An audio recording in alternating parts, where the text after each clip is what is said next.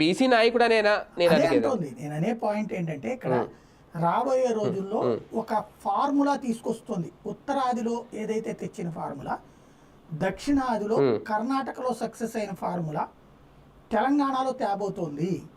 ఏంటది అంటే అక్కడ బీసీ ముఖ్యమంత్రి అని ఆల్రెడీ మొన్న ఎలక్షన్స్ లో అనౌన్స్ చేసింది. రెండవది మాదిగ రిజర్వేషన్ వర్గీకరణకి మద్దతు ఇచ్చింది, చట్టమే చేసి పడేసింది. చట్టం కాదు, కోర్టు తీర్పు ఇచ్చేసింది కాబట్టి ఆటోమేటిక్ గా రాష్ట్రాలకు అధికారం వచ్చింది. అది మోడీ సర్కారే చేసి తెలంగాణలో హైయెస్ట్ ఓట్లు ఎవరు? బీసీలు. తర్వాత ఎవరు? మాదిగలు, మాదిగ సామాజిక వర్గం, ఎస్సీ. కాబట్టి ఈ రెండు కాంబినేషన్ తమ దగ్గర పెట్టుకోవటం.